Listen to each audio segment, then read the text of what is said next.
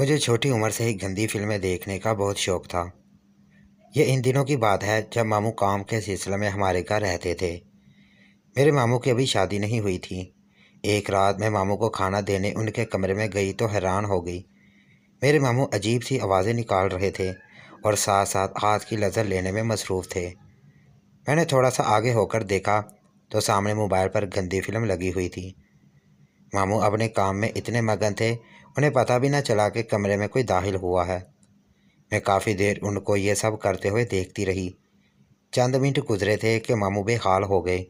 इससे पहले कि मामू की मुझ पर नज़र पड़ती, मैंने खाना टेबल पर रखा और वापस अपने कमरे में आ गई। मेरी हालत काफ़ी गैर हो गई थी। मैं जवान थी, शादी के काबिल थी। मैंने फटाफट से अपने मोबाइल पर एक फ़िल्म डाउनलोड की और देखने लगी।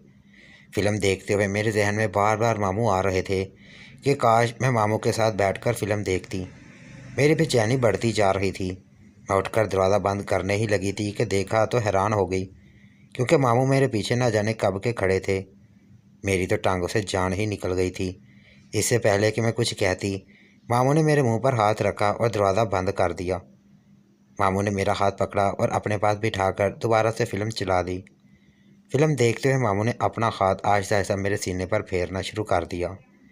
मेरे अंदर इतनी हिम्मत नहीं थी कि मैं मामू का हाथ रोक सकती। मैंने अपना जिस्म मुकम्मल तौर पर ढीला छोड़ दिया था। मामू ने मेरा हाथ पकड़कर जब अपनी शलवार, मेरी उम्र 19 साल है। मैं अपनी जिसामत का काफ़ी ख्याल रखती थी। मेरी अम्मा का ताल्लुक़ एक गांव से था। वहाँ का देसी घी काफ़ी मशहूर था और अपनी सेहत को अच्छा करने के लिए लोग देसी घी का काफ़ी इस्तेमाल करते थे। इसलिए मेरी अम्मी ने मेरी मामू की ड्यूटी लगाई थी कि वो देसी घी हमें पहुँचाया करें। मेरे मामू अब हर महीने हमारे घर देसी घी लेकर आते थे। मेरे मामू काफ़ी जवान थे और उनकी अभी शादी नहीं हुई थी। उनके लिए काफ़ी रिश्ते आए थे और मेरी नानू भी यही चाहती थी कि उनकी जल्दी शादी हो जाए और वो अपनी शादी को अच्छी उम्र में एंजॉय कर सकें। पर मेरे मामू का यही कहना था कि वो पहले अपनी पढ़ाई मुकम्मल करें ताकि उन्हें अच्छी सी नौकरी मिल जाए। उनकी इस बात पर सब लोग चुप हो गए थे। मेरी अपनी मामू से काफ़ी बनती थी। इसकी वजह ये थी कि मैं अपने माँ बाप की इकलौती औलाद थी और बचपन में ही मैं अपने मामू के बहुत ज़्यादा करीब थी। मेरे मामू मुझसे काफ़ी प्यार करते थे। वह उस वक्त स्कूल जाते थे, मैं फ़ौरन ही उनके पास चली जाया करती थी। लेकिन जैसे जैसे मैं जवान होती गई तो मेरी अम्मी ने मुझे समझाना शुरू कर दिया क्या मुझे मामू से फासला रखना चाहिए और एक हाथ में उनसे मिलना चाहिए। इस बात पर मैं थोड़ी सी मायूस हो गई थी। पर मेरे मामू अब भी जब एक माह बाद आते, मैं उनसे काफ़ी गपशप करती थी। मेरे स्कूल के बाद मैं अपने कॉलेज में पहुंच गई थी। मेरी एक दोस्त बन गई थी। वो काफ़ी अमीर घर से ताल्लुक़ रखती थी। उसका पढ़ाई से कोई लेना देना नहीं था। इस वजह से मेरी दिलचस्पी भी पढ़ाई में कम होने लगी थी और मैं भी दूसरे कामों में ज़्यादा ध्यान देने लगी थी। लेकिन किसी ने इस बात पर ध्यान न दिया था, क्योंकि मैंने मैट्रिक काफ़ी अच्छे नंबर से पास किया था। मेरी वो सहेली मुझे एक यूएसबी देती थी जिसमें वो बहुत ज़्यादा मूवी डाल देती और मैं घर जाकर वो मूवी देखती थी। मैं ये काम रात को करती थी ताकि कोई देख ना सके। हमारे घर के ऊपर वाले रूम में एक टीवी था, उसके अंदर मैं वो यूएसबी डाल देती और ऐसे ऊपर वाले पोर्शन पर कोई भी मौजूद ना होता तो मैं मूवी देख लेती। एक दिन वो यूएसबी देते हुए मुझे कहने लगी कि आज वो मुझे ऐसी मूवी दे रही है जिसे देखकर मैं हैरान हो जाऊंगी और मैंने ऐसा कभी नहीं देखा होगा। मुझे काफ़ी सुकून मिलेगा।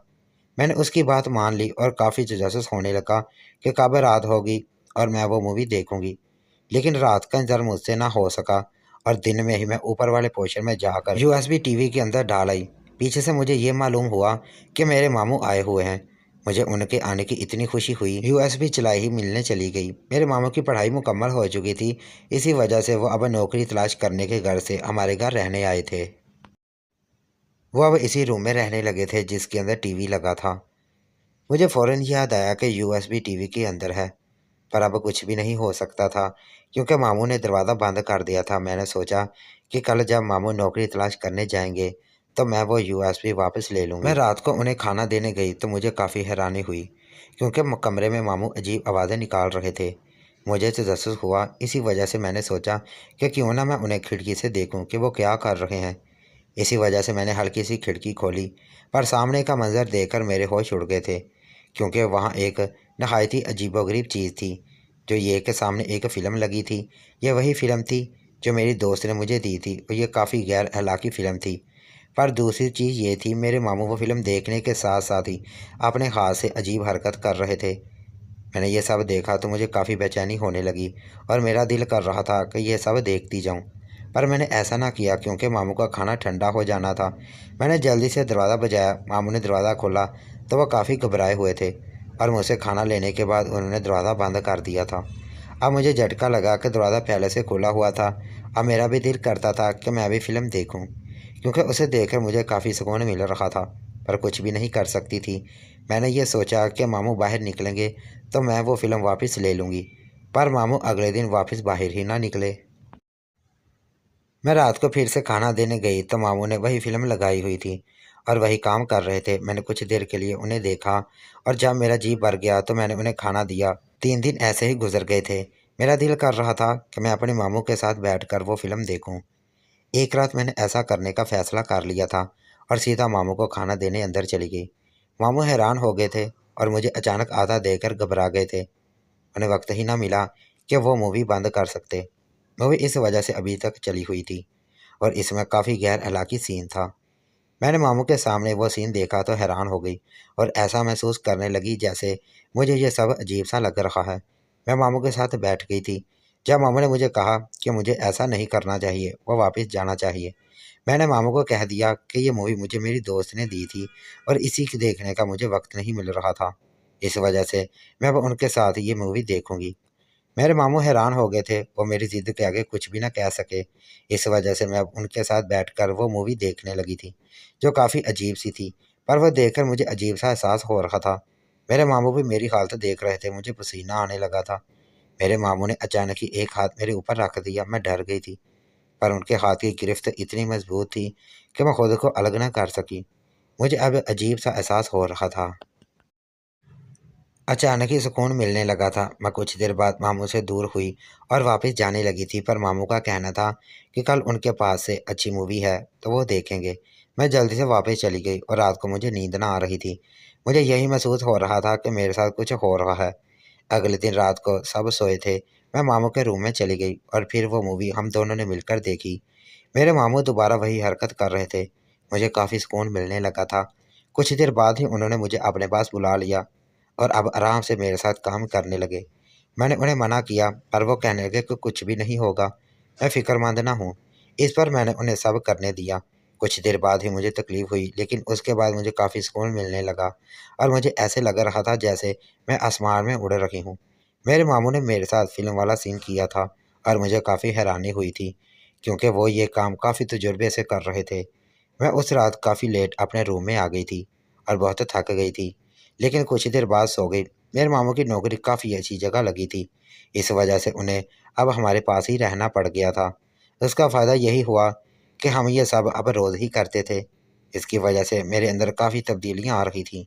मेरी माँ ने जैसे मुझे देखा तो कहने लगी, देखो उम्र से पहले ही तब्दीली अच्छी नहीं लगती, इसलिए मैं अपनी हरकतें बंद कर दूँ। इसकी बात पर मैं बहुत परेशान हो गई थी कि मैं क्या करूं, पर अब मुझे आदत लग गई थी। अब मैं रोज़ ही अपनी सहेली के यहाँ जब जाती तो यूएसबी में हर नई फिल्म लेकर आती। मेरे माँ बाप भी मेरा इंतज़ार करते थे, पर एक रोज़ तो हद हो गई थी जब अचानक मेरी तबीयत ख़राब हो गई। अम्मा ने जैसे ही मुझे देखा तो कहने लगी, तुमने ऐसा क्या किया जो तुम्हें इतनी बकाई आ रही है? लेकिन यहाँ तो मैं डर के मारे बुरा हाल था। मैंने जैसे ही मामू को बताया तो मुझे कहने लगे, तुम फिक्र ना करो, मैं तुम्हें एक ऐसी दवा दूंगा जिससे तुम्हारी तबीयत बिल्कुल ठीक हो जाएगी। मामू ने अगले रोज रात को मेरे कमरे में आकर मुझे दवा दी। मैं भी अब खुश हो गई थी, क्योंकि मैं जान गई थी अब मैं जितना मर्जी वो सब करूं, इस दवा से मुझे कुछ भी नहीं होगा। इसलिए अब मैं फिर से मामू के पास चली जाती और हम दोनों वही फिल्म देखते थे। कहने लगे, देखो अगर तुम्हारी माँ को पता चल गया तो वह तुम्हें और मुझे हम दोनों को नहीं छोड़ेगी, इसलिए अब सब बंद कर देना चाहिए। पर मैंने उनको कहा, देखें जब तक आपकी शादी नहीं होती मैं आपके साथ हूँ, प्लीज़ मुझे अपने से दूर मत करें। इस तरह वो भी मजबूर हो गए थे। पर एक रोज़ अचानक ही अम्मा ने एक लड़की का पता बताया। मैंने जैसे उस लड़की को देखा तो देखकर हैरान हो गई। वो लड़की तो मुझसे भी ज़्यादा खूबसूरत थी। उसका हुस्न काफ़ी अजीब था, जो उसके हुस्न को चार चांद लगा रहा था। ये देखकर मुझे बहुत जलन हो गई थी। माँ बाबू ये सब महसूस कर रहे थे कि मुझे वो लड़की बिल्कुल भी अच्छी नहीं लगी। पर मैंने मामू को कहा, ये लड़की बहुत अच्छी है, आप जल्दी से उससे शादी कर लें। वो कहने लगे, देखो अगर ये लड़की मेरी ज़िंदगी में आ गई तो मैं तुम्हें वक्त नहीं दे सकूँगा, फिर उस वक्त का सिर्फ इस लड़की पर ही हक होगा। मैंने मामू को कह दिया था कि ठीक है, बाकी मैं खुद देख लूँगी, क्योंकि मैं जानती थी कि मुझे आगे क्या करना है। इस तरह रिश्ता पक्का हो गया था। अब वो लड़की हमारे घर आ जाया करती थी। वो काफ़ी फैशनेबल थी। मैं तो उसका फ़ैशन देखकर हैरान हो गई थी। इतना फ़ैशन तो मुझे भी नहीं आता था। एक रोज़ तो उसने बहुत ही रेशमी कपड़े पहने हुए थे। मेरे मामू उसे गौर से देख रहे थे। ये देखकर मुझे बहुत जलन हुई थी। अचानक ही मेरे मामू अपने कमरे में ले गए तो मेरे तो होश उड़ गए थे। न जाने अंदर क्या होने वाला था। पर मैंने जैसे ही खिड़की से अंदर झांका तो ये देखकर मैं हैरान हो गई। मामू तो शादी से पहले वो सब कर रहे थे जो कभी मेरे साथ किया करते थे, लेकिन अब मैं क्या करती, मैं मजबूर हो गई थी। वो लड़की अजीब सी आवाज़ें निकाल रही थी, लेकिन जिसकी वजह से तो मामू और भी जोशीले हो रहे थे। मैंने बहुत कोशिश की थी कि मामू को उससे दूर रहें, लेकिन ऐसा बिल्कुल भी ना हो सका। वो लड़की अब रोज़ आती और मैं जानती थी कि मामू उसके साथ वो सब करते हैं। एक रोज़ मामू ने मुझे उदास देखा तो कहने लगे, देखो अब तुम्हें भी कोई लड़का ढूंढ लेना चाहिए। लेकिन मैंने कह दिया, मुझे कोई लड़का नहीं चाहिए और आपको मेरी फ़िक्र करने की ज़रूरत नहीं। आप अपनी होने वाली बीवी पर तवज्जो दें। मामू जान गए थे कि मुझे सब कुछ पता है। वह मुझसे माफ़ी मांगने लगे और कहने लगे थे, अगर तुम कहती हो तो मैं उसे शादी नहीं करता। मैं हैरान हो गई थी कि मेरी खातिर इतनी बड़ी कुर्बानी भी दे सकते हैं, लेकिन मैं जानती थी कि ऐसा नहीं होगा। कभी ना कभी तो मामू की शादी करनी ही होगी। लेकिन मैंने उस लड़की से दोस्ती कर ली थी। हमें उससे बहुत ज़्यादा उससे पूछती रहती, क्योंकि उसका साइज बहुत बड़ा था। इस तरह मैं और भी जवान दिखने लगी। मैंने अपनी माँ को भी कह दिया था कि देखें, यह तो लड़कियों का जेवर होता है। अम्मा भी पीछे हट गई थी। इस तरह मैं बहुत ज़्यादा खूबसूरत हो गई थी। मामा भी मुझे देखते रहते, लेकिन मैंने फैसला कर लिया था कि मैं कभी भी उनको अपने पास नहीं आने दूंगी। इस तरह मामू उस लड़की के साथ शादी हो गई। दिन तेज़ी से गुजर रहे थे, लेकिन शादी वाली रात अचानक उस लड़की की तबीयत ख़राब हो गई थी।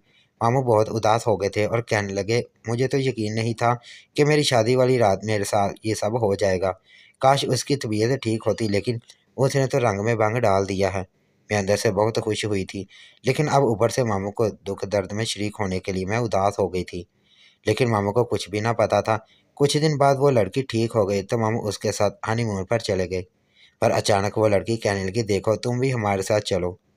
मैं हैरान हो गई थी। मैंने कहा, नहीं, हनीमून तो कपल का होता है, मैं वहाँ पर क्या करूँगी। मुझे कबाब में हड्डी बनने की कोई ज़रूरत नहीं। पर मेरी ममानी कहने लगी, देखो तुम होगी तो हमारी तस्वीर बनाना, हमारी तस्वीर कौन बनाएगा। मामू ने कहा, ठीक है, तुम भी हमारे साथ चलो। इस तरह मैं उनके साथ चलने के लिए तैयार हो गई थी। अम्मा ने मुझे बहुत मना किया था कि देखो तुम वहाँ मत जाओ, लेकिन मैं क्या करती, मैं मजबूर होकर वहाँ चली गई थी। ऊपर से मेरा दिल भी था कि उन पर नज़र रखूं। इस तरह मैं भी उनके साथ मरी चली गई थी। लेकिन मामू के पास इतने पैसे नहीं थे कि वो तो कमरे बुक करवाते, इसलिए उन्होंने एक ही कमरा बुक करवाया था। हम दोनों एक कमरे में रहने लगे थे। रात को जैसे ही मैं ताक खाकर सो गई तो अचानक मुझे अजीब सी आवाज़ें आने लगी। तो मैंने जैसे ही अपनी आंखें खोली तो सामने का मंजर देखकर मेरे होश उड़ गए थे, क्योंकि मामू ममानी दोनों ही आपस में वह सब कर रहे थे। मुझे अपनी आंखों पर यकीन नहीं आ रहा था, कभी ये देख सकूंगी। कुछ देर बाद ममानी ने थक हाकर सो गई। इस तरह मामू अब अपने साथ भी वो सब करने लगे। उन्होंने लैपटॉप पर अजीब सी फिल्म चलाई। वो फिल्म मैं देख रही थी। मैं जानती थी ये फिल्म तो हम दोनों ने पहले भी बहुत मर्तबा देखी हुई थी। अचानक मामू मुझ पर नज़र पड़ गई तो मुझे आंखें निकालने लगे। मैं बहुत शर्मिंदा हो गई थी। मैंने मामू से माफ़ी मांगी। जब उन्होंने मुझे अपने पास बुलाया तब उनका राज जान गई थी।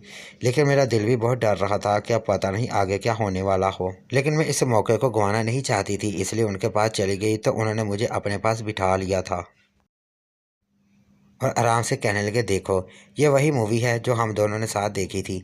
मैंने मामू से कहा, मामू अगर ममानी जाग गई तो हम दोनों को ये मूवी देखते हुए देखकर बहुत गुस्सा होगी, इसलिए आप इस मूवी को बंद कर दें और हम दोनों भी सो जाते हैं। लेकिन मामू कहने लगे, देखो ममानी बहुत ज़्यादा थक जाती है, इसे जल्द सो जाती है और वो बहुत गहरी नींद सोती है, उनकी आँख नहीं खुलती। तो तुम फिक्र ना करो, हम जो भी करेंगे तुम्हारी ममानी को बिल्कुल भी ना पता होगा। मुझे एक प्लान आया था। मैंने मामू को कहा कि मुझे आप पर यकीन नहीं है। वह कहने लगे, देखो मैं तुम्हारे साथ जो भी करूँगा तुम्हारी ममानी बिल्कुल भी नहीं जागेगी। मैंने उनको कहा कि अगर ऐसी बात है तो फिर ऐसा कुछ करें जिससे ममानी को जागने का चांस ना हो। लेकिन वो फिर भी ना जागी। मामू ने मेरी बात मान ली, इसलिए वो मेरे साथ सब करने लगे। ये देखकर तो मैं हैरान हो गई थी, मेरे होश उड़ गए थे। मैंने कभी नहीं सोचा था कि उनकी शादी के बाद वो मेरे साथ ये सब करेंगे, पर मुझे बहुत मज़ा आ रहा था। मुझे तो दोनों हाथों से सुकून दे रहे थे, ऐसा कुछ मूवी में चल रहा था। वो बिल्कुल मेरे साथ कर रहे थे, जबकि मेरी नज़र ममानी पर थी, कहीं वो जाग ना जाए। अब मैं काफ़ी ऊंची आवाज़ लगा रही थी, लेकिन ममानी तो फिर भी ना जागी। तो मामू बहुत खुश हो गए कि मैं जीत रहा हूँ। कुछ देर बाद मैं बहुत ज़्यादा थक गई थी। मैंने माम को कहा, आप जीते मैं हारी, बस कर दें, अब मुझसे नहीं होगा। पर मामू कहने लगे, देखो मैंने बहुत ज़्यादा इंतज़ार किया है, मैं तुम्हें बहुत मिस करता हूँ। तुम्हारी मवानी वो बात नहीं है जो तुम में है। अचानक ही तुम में इतनी तब्दीली कैसे आ गई? मामू मुझे देखकर सब कह रहे थे, उनकी नज़र मुझ पर थी। मैं जान गई थी वो किसकी तरफ इशारा कर रहे थे। मैंने मामू को आंख मारकर कहा, यह तो आपकी बीवी नहीं मुझे बताया है। इस नुस्खे को अमल करके मैं इतनी हसीन हो गई हूँ। मामू कहने लगे कि चलो अब तुम मुझे भी सुकून दो। उनकी बात का मतलब मैं जानकर फिर उनको सुकून देने मुझे वो भी करने का कहने लगे। मैं उनके साथ वही करती गई। इस तरह वो खुश हो गए थे। आधी रात हो गई थी, मैं थक कर सो गई थी। अगली सुबह मानी बहुत ज़्यादा खुश नज़र आ रही थी। वह नहाने चली गई। मैं जानती थी मुझे भी नहाना है, पर ममानी कहने लगी, इतनी सर्दी है, तुम क्यों नहा रही हो? मैं खामोश हो गई थी। मामू कहने लगे, उसकी आदत है, ये रोज़ नहाती है, इसको छोड़ो। तो मेरी जान में जान आई थी। शुक्र है मामू ने मुझे बचा लिया था। इस तरह मैं भी नहाकर फ्रेश हो गई। मेरा ये दिन बहुत ही अच्छा गुजरा था। मैं जान गई थी कि जब हम मरी में हैं मेरे साथ यही सब होगा। बहाने बहाने से उनकी तस्वीर तो बना लेती, लेकिन अब मेरा मकसद तो कुछ और था। रात का मैं इंतज़ार करती थी और इस तरह छुप कर मैं दोनों को वो सब करते देखती। फिर जैसे ममानी सो जाती तो मामू मुझे अपने पास बुला लेते, लेकिन मैं जानती थी यह सब गलत है और सब कब तक होगा। वो दवाई मेरे पास थी, उनका सहारा लेकर मैं सब करती, इसलिए मुझे इसकी भी फ़िक्र नहीं थी। पर मैं जानती थी आगे मेरे लिए बहुत मुश्किल होगी। अगर मेरी शादी हो गई और किसी को पता चल गया कि मैंने पहले ये सब किया है, तो कोई मुझे छोड़ेगा नहीं। इसी डर के साथ मैंने ये सब कुछ छोड़ दिया और मामू से कह दिया कि मुझे अब अपनी ज़िंदगी में आगे बढ़ना है। मैं नहीं चाहती कि किसी को मुझ पर शक हो। मामू कहने लगे, देखो मैं ही तुम्हारे लिए लड़का और तलाश करूँगा, तो फिर देखना उसे बिल्कुल भी पता नहीं चलेगा तुमने ये सब पहले किया है। मैं बहुत खुश हो गई थी। इस तरह मामू ने एक लड़का तलाश कर लिया जो बिल्कुल शरीफ सा था। उसे कुछ भी पता नहीं था। मेरी सांस में सांस आई थी। इस तरह मेरी उसके साथ शादी हो गई। मेरी ज़िंदगी हसीन और अच्छी गुजरने लगी, लेकिन वो लड़का मुझे इतना खुश नहीं करता था जितना मैं अपनी ज़िंदगी में पहले थी, और अपने मामू को याद करती रहती। अचानक एक रोज़ मामू मुझे एक दवा दी। कहने लगे, ये तुम अपने शौहर को खिला देना, वो तुम्हें बहुत ज़्यादा खुश रखेगा। मैंने ऐसा किया था, लेकिन मेरे शौहर ने मुझे मना कर दिया कि ऐसी दवाइयों से तबीयत ठीक नहीं रहती। पर मैं तंग आ गई थी। मैंने फैसला कर लिया था कि अगर घी सीधी उंगली से ना निकले तो उंगली टेढ़ी करनी पड़ती है। इसलिए मैं दूध में वो दवा मिलाकर अपने शौहर को दे देती। मेरे शौहर जैसे वो दवा खाता तो फ़ौरन मुझे अपने पास बुलाने लग जाता। फिर बस मुझे ज़िंदगी भर का सुकून मिलने लगा था। मैंने मामू का बहुत शुक्रिया अदा किया था कि उनकी वजह से मेरी ज़िंदगी आसान हो गई थी।